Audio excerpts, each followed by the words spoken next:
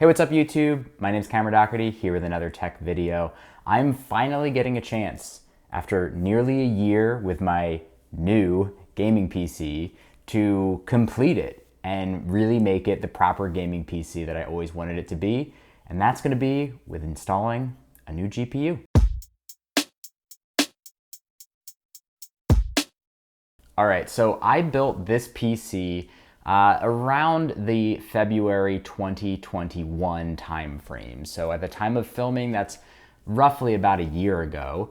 And the market was not great. There is still to this day many shortages around particularly GPUs, but also some CPUs, and components in general are just challenging to get. There's been a boom in PC building that has taken a lot of the world by storm. It's made a lot of people build PCs when they normally might have gotten their hands on the latest gaming consoles. It's made a lot of people just realize the many benefits of PC gaming. And so I happen to be one of those people. I had never built a PC before. I had a basic computer, one that functioned, one that could play basic games, but I decided, you know what? This sounds like fun. This sounds like something I want to do. I'm gonna go ahead and build a computer. And I wound up with this. So the one thing that was really missing from this computer when I completed it was a proper GPU. And we'll talk more about the details around that while we're unboxing and installing the new one. But for now, let's take a quick look at this computer overall. The first thing to look at here is the case. Now, the case is the Corsair 4000D Airflow case. And I absolutely love it. It was a joy to build in. It's been very functional, and I think it looks pretty cool. If there was one thing I would change, it's this side panel. I kind of wish it wasn't as tinted so that I could see inside a little bit more and appreciate the RGB lights and things like that. But overall, the case is absolutely awesome. So in order to open it, we're just gonna loosen these thumb screws, pull on the side there, and this piece of tempered glass comes off. All right, so now that the side panel is off, we can see better inside the case here. And so the first thing you'll notice is there's a bit of a black and white color scheme going on. Not something I targeted at. The GPU kind of happened to be white and tied in with everything else and looked pretty nice.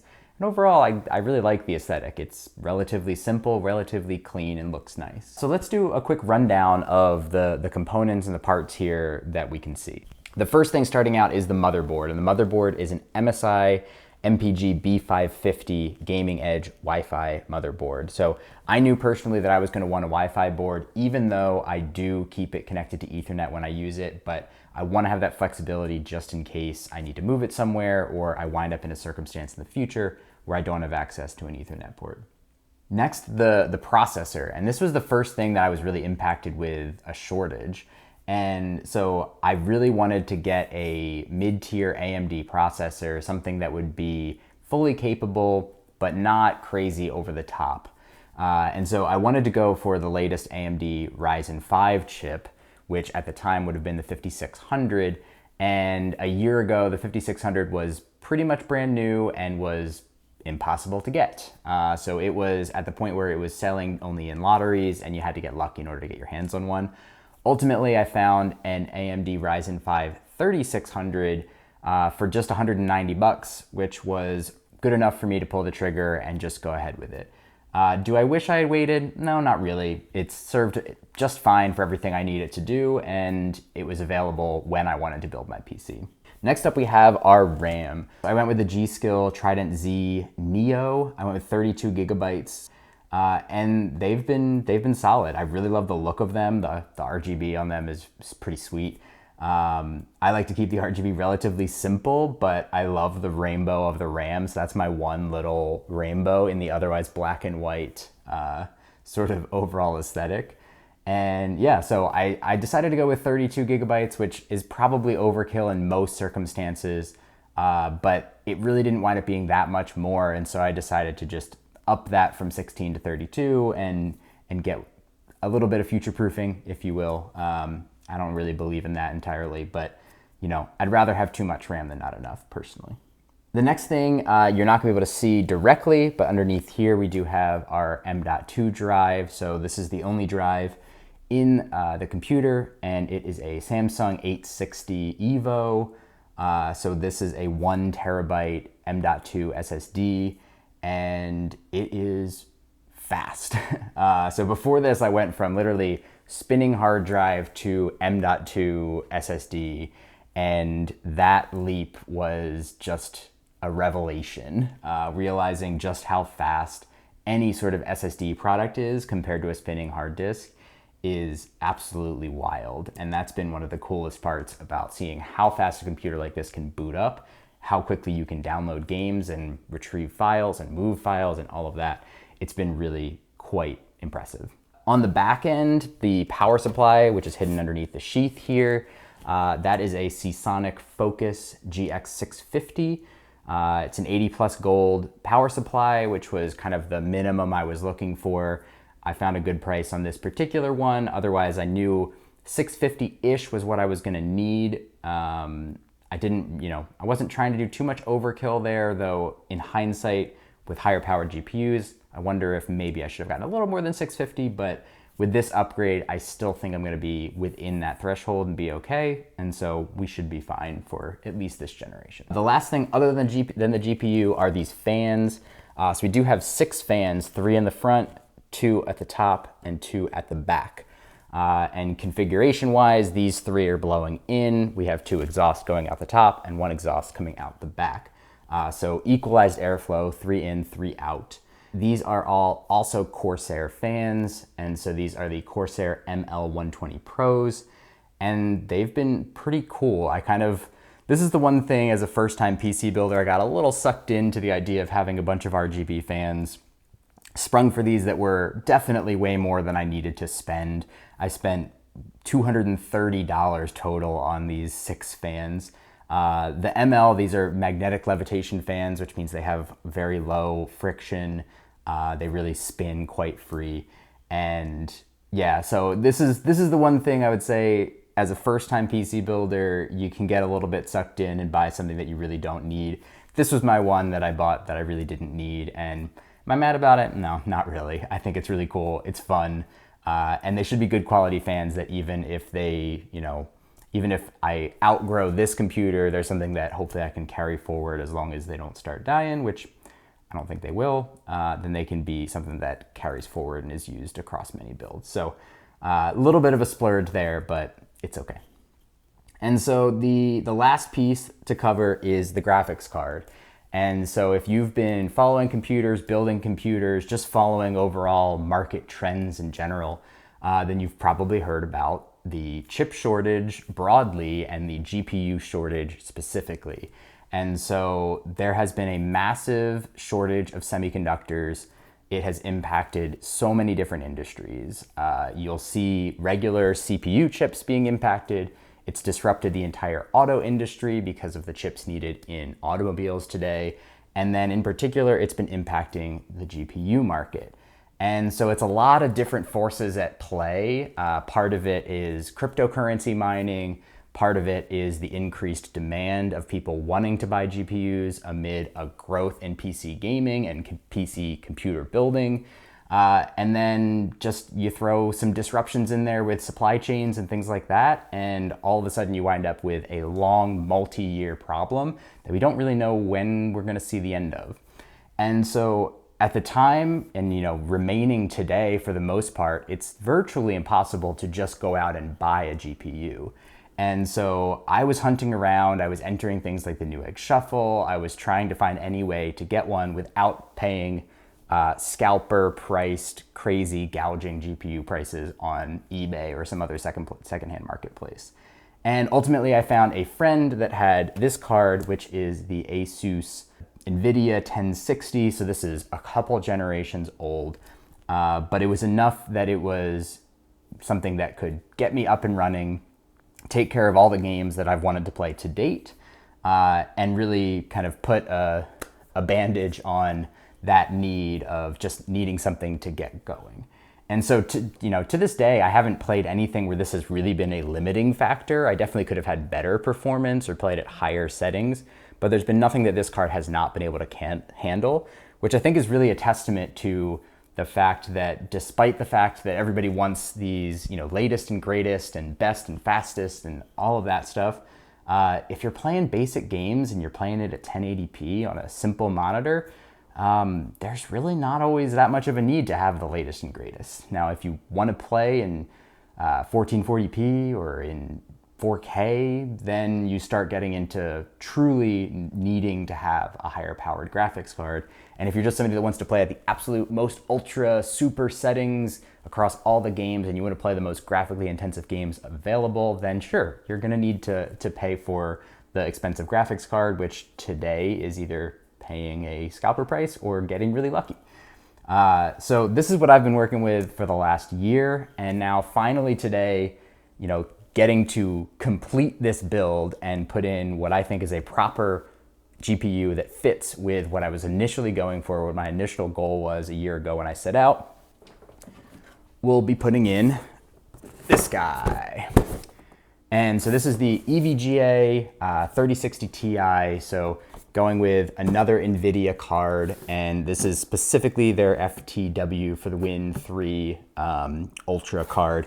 And so I'm super excited to get this in the machine and then compare the results a little bit of how it performs. So this is the latest generation of cards. It is definitely on the lower end of those. So this was the 1060, this was the 3060. So, it's not as straightforward as saying it's just two generational leaps of the exact same card, but it's pretty close.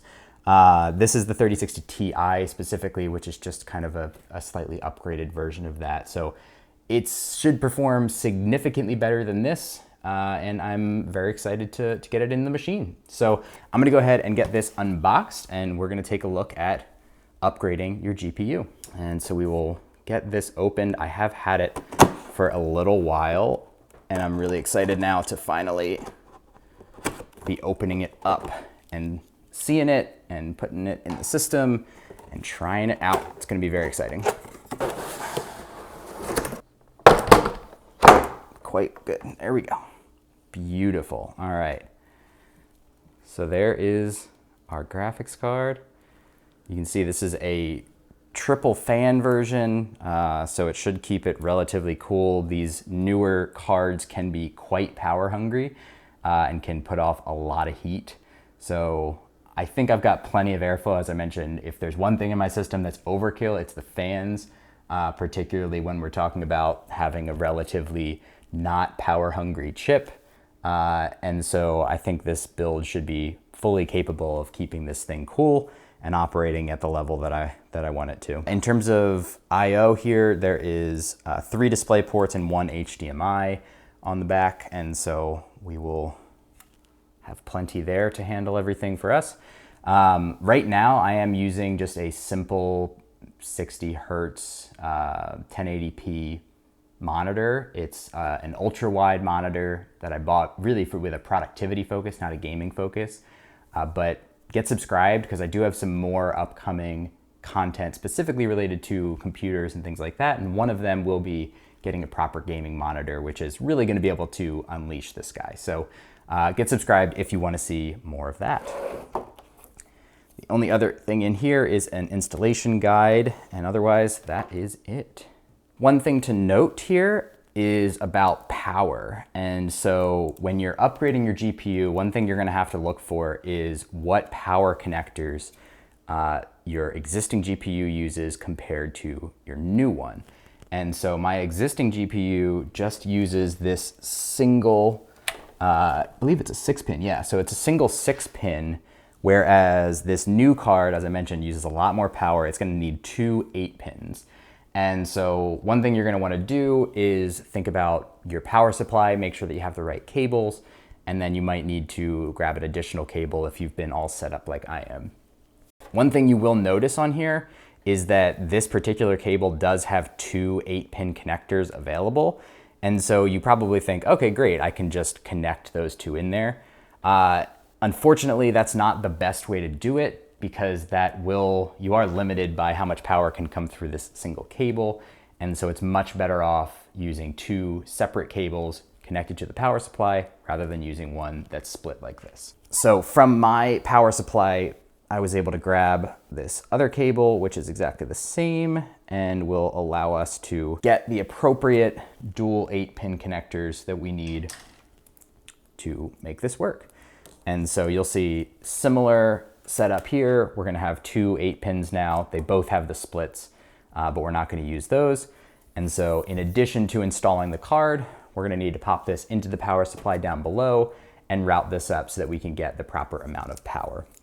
So that is one thing you wanna think about if you're going from an older, if you're in an older computer or not a custom built one, then that's something you're gonna need to make sure you look at the cables that your power supply comes with and make sure that you have what you need in order to power a graphics card. Because if you're jumping straight from a really old computer to a super modern GPU, you might actually run into a situation where you don't have compatibility and you can't put enough power out. So in my case, I should be all good, and we will get this installed and see how it does. All right, so I took care of the boring part first. I connected our additional power cable to the power supply and ran it up through so that we now have our two 8-pin connectors that we need to power our new 3060 Ti.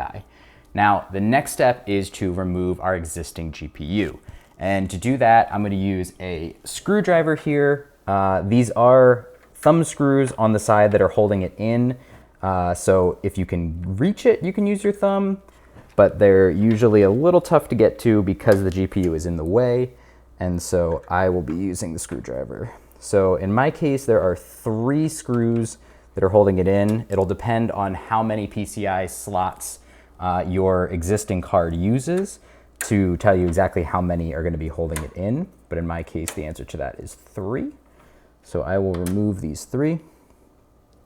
And then now you'll see it's a little bit loose here. And the last thing is in the actual slot that holds it in, there will be a little clip. It's very similar to putting in and removing RAM if you've done that before. And so there's a little clip, we'll push that. And now that that unclipped, we should be able to pull this straight out and removed, yeah.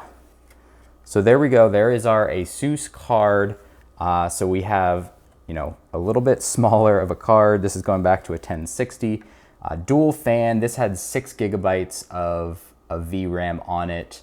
And it's really not a slouch even today. 2 HDMIs and 2 display ports. And overall, I've been very happy with it for the temporary use that I had it for. I've also got some plans for this card, so get subscribed if you want to see me upgrade an older computer with an upgraded GPU and some other things that'll help make it a little bit more modern and more effective today and kind of give a new life to an old computer. For now, we are going to be installing our new graphics card here. So now that we've got our slot exposed, we can get a better view of our motherboard there, and we're going to be good to put this guy in. So the first thing I'm going to do is take off the peels. And these often break into a million different pieces.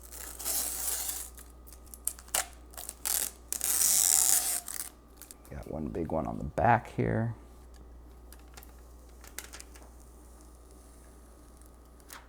Always make sure that you get those peels off entirely, otherwise you will have issues with thermals because it will not be able to breathe if it's got that suffocating plastic over the top. But it looks like we got all of ours off. Sometimes there can be some hidden ones, but no, we look good. There is a rubber cap here over top of the PCI connector, and so I want to make sure we take that off. One hidden peel here that I did not initially notice, and also one more rubber piece here to remove. Now we should have everything off and we should be good to install the GPU. So we will slide it in just like we removed our previous one, lining it up with the PCI slot.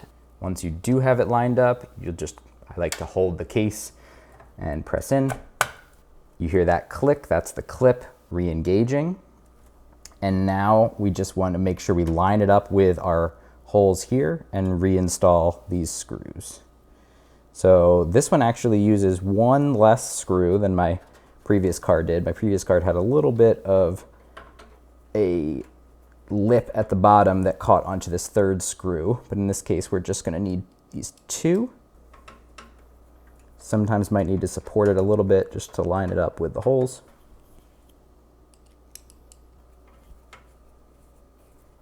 And there we go. So we have our screws tightened, so we should see this should be relatively stiff in there. You shouldn't be able to move it too much. It is normal to have a little bit of sag, a little bit of where it's coming down based on the weight of the cards. So your bigger cards are gonna have a lot of weight and they're only being connected here and here, so it makes it sag a little bit. In this case, it's pretty well supported, so it's not too big of a deal. So the last thing to do is to connect our power cables. And so you'll need to be a little bit careful when you're lining them up, because sometimes you will have a 6 and 2 here. And so you need to make sure that you get them lined up so that they'll go in properly. And then you wanna just look at the shapes of the different pins and figure out the orientation that you need to connect this. So in this case, I'm gonna have to flip this around like this. There we go. There's 1 and 2. And so now, unfortunately, we have these wings here, but what I'll probably do in the future is kind of tuck these in, zip tie them down so that it looks a little bit better. Right now, it looks a little bit ridiculous, but otherwise, aside from fixes for aesthetics, that's really it. One thing you could do actually with these, if you don't want to zip tie them down, is actually I could rerun these cables up and around the top of the GPU. So it'd be a little bit different look than what I have now. My last one, these were on the underside, and so tucking it under made the most sense. But I might actually rerun them. I'll play around with it and figure out what makes the most sense aesthetically, and maybe you can get them looking a little bit cleaner than they do now. But otherwise, we do have, an installed graphics card. We're gonna get this thing booted up, connected, make sure we've got the right drivers, and then we'll see how much better it performs. All right, we've got our card installed, cleaned up the wires a little bit, at least to a good enough level for my liking, and we ran some tests. And so for our tests, we are using the 3D Mark benchmark, specifically the Fire Strike as the test. And so our baseline with my build previously with the 1060 in place, I was getting a score of 11,170. And so this is a solid score. Like I said, this has been able to play most games. It's not up to par with the latest gaming PCs, but that's because it was using a GPU that was many years old. And so it was really cool now to be able to test it again with the new GPU and see the score more than double. So we got up to a score of 22,961. And I think just for context for those people that haven't run this benchmark before, that aren't familiar with it, this chart here is really helpful. So you could see our old score of 11,000 fell below what they were classifying as a 2020 gaming laptop. So if you were to have bought new just recently, then it'd be about that. And now our new score is up in between a gaming PC and a high-end gaming PC, which ultimately is what I was shooting for. This build initially was running me about $1,200. Like I said, if you were trying to do this on a stricter budget, absolutely take out the RGB fans or downgrade them to cheaper ones, and that's the easiest place to save money, but there's other places you could find some savings as well, RAM, for example. With this GPU in place, I never really talked about where I got it, but I did actually win it through the Newegg Shuffle. So there are actually winners if you've been entering it for a while now and have had no luck. Keep trying, and eventually you'll get one. And thankfully, I wound up getting one that fit with my overall build. And so I'm not going to be crazy CPU bottlenecked. I'm not going to be crazy GPU bottlenecked. I'm roughly where I want to be. If anything, I think my GPU just being newer is going to be the thing that is a little bit more powerful, and the CPU might be a little bit of holding me back at times. But by and large, I think this fits perfectly. It takes the total, this was just over $500, takes the total to right around $1,700 all in for the computer, which is pretty much around what I was looking for. GPU shortage aside, I think this build might have looked a little bit different, but overall, I'm very happy with where it wound up, and it was a very fun project. And I'm very happy that now, after a year of putting it together and playing games and enjoying it at its lower performance. I'm super excited to now get to that higher next level performance. And there's going to be more content to come. So I'm going to be looking at gaming monitors. I'm going to take that older GPU and upgrade my old PC and see how performant we can get that. So lots more to come. So if you're not already, think about hitting that subscribe button. And as always, if you enjoy what you see, remember that the likes are always free and the subs don't cost anything either. Thanks so much for watching. Hope you enjoyed this PC video, and I will see you in the next one.